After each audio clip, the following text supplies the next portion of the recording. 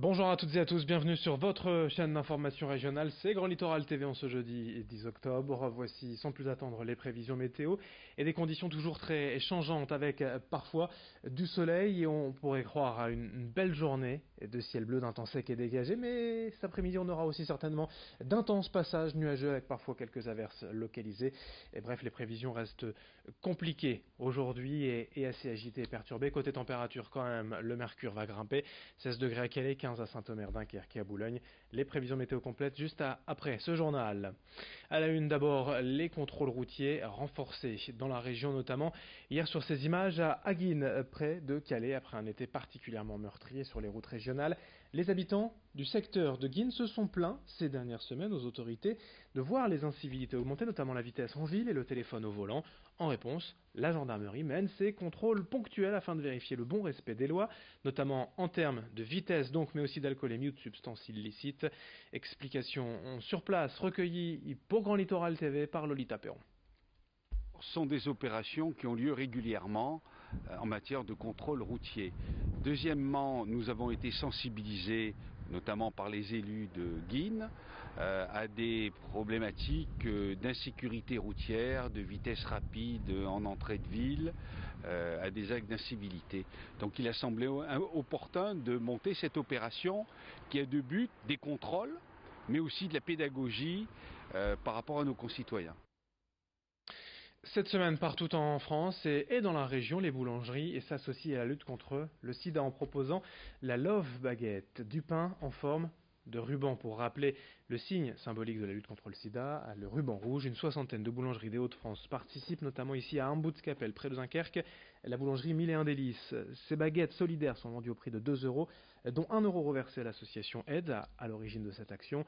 L'opération sert aussi de moyen de communication et de sensibilisation car la maladie existe toujours aujourd'hui, même si les traitements en progressent. En France, l'Agence sanitaire santé publique a constaté l'année dernière une baisse significative des nouveaux diagnostics de séropositivité. Explication tout de même avec le boulanger, lui-même au micro de Lolita Perron. On y a adhéré dans le sens que c'est quelque chose qu'on doit relayer. C'est pas, c'est une opération qui permettra de faire véhiculer que le problème aujourd'hui persiste encore. Théoriquement, il nous est demandé de reverser 50% sur le prix de la baguette qui a été vendue.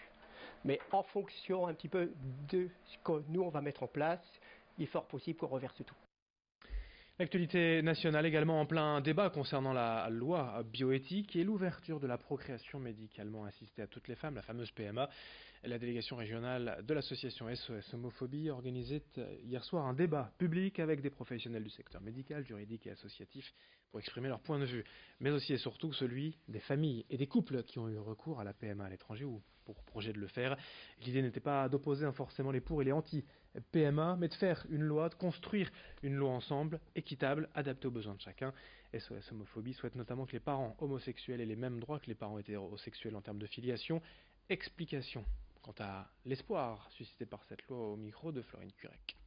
Dans les Hauts-de-France, effectivement, on est proche de la Belgique, donc c'est vrai qu'un certain nombre de couples de femmes et peut-être aussi de femmes célibataires, on connaît moins ces situations à SOS Homophobie, mais forcément ça doit exister, peuvent aller en Belgique, mais néanmoins ça veut dire des frais, ça veut dire quelque chose qui n'est pas fait dans un cadre légal, dans un cadre médical rassurant. Enfin, il faut trouver un médecin qui veuille bien vous accompagner, alors que pour eux, c'est pas si évident. Enfin voilà, tout ça c'est aussi mettre fin à cette situation où pour les femmes c'est des frais financiers, c'est des complications, enfin c'est le fait de ne pas être en totale sécurité au plan médical et au plan juridique également, parce que si le couple n'est pas marié, tant que l'enfant n'est pas né, la conjointe ne peut pas adopter, donc c'est vrai qu'il y a aussi ce risque juridique qui est là.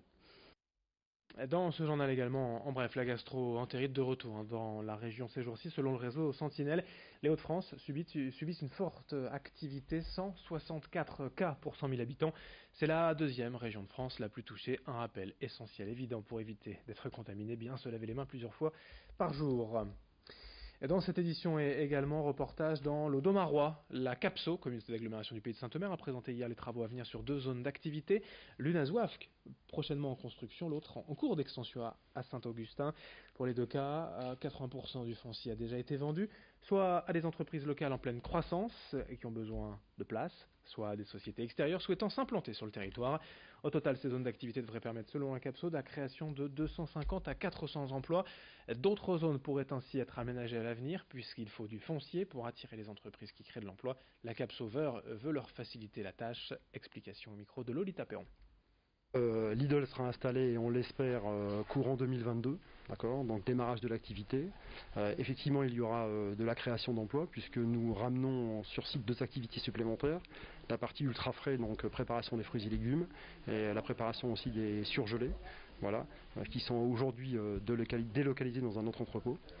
Donc effectivement, nous aurons de la création d'emplois. C'est excessivement bien situé pour nous, puisqu'on parle, nous, d'un barycentre transport qui est proche du Calaisis, proche de la région aussi Côte d'Opale, Berck, etc., proche du Minier. Nous avons aussi une grande partie de nos magasins. Voilà, et tout sera géré effectivement sur la partie autoroute. Donc c'est l'idéal pour nous. Et puis pour finir cette édition reportage au sein du CELIOB, le Centre libéral de prise en charge de l'obésité à Villeneuve-d'Ascq depuis 2016. Ici, on propose un programme pluridisciplinaire permettant aux patients un accompagnement et un suivi à la fois nutritionnel, psychologique et physique, de l'éducation thérapeutique en groupe et un suivi personnalisé pour s'adapter aux besoins et aux attentes de chacun. 1000 patients sont pris en charge ici chaque année. Au CELIOB, 600 bénéficient d'une chirurgie. Le traitement est personnalisé. Explication au micro d'Idil Guinaï. Il n'y a pas que les séances de groupe, après ils sont suivis aussi lors de consultations individuelles, soit avec le médecin, soit avec les psychologues, soit avec la diététicienne, pour justement affiner un petit peu tout ce qu'ils ont pu voir pendant ces séances de groupe et qu'on puisse s'adapter à chaque patient et que ce soit effectivement une prise en charge qui soit bien personnalisée sur chaque patient.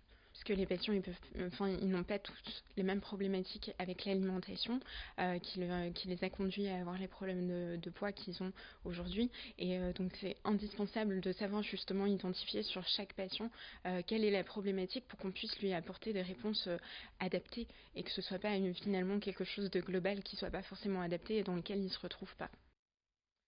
Et pour finir, un résultat en handball avec la défaite de l'USDK hier en déplacement à Aix pour la 6e journée de Lidl Star League, défaite 27-24 des Dunkerquois, désormais 9e au classement.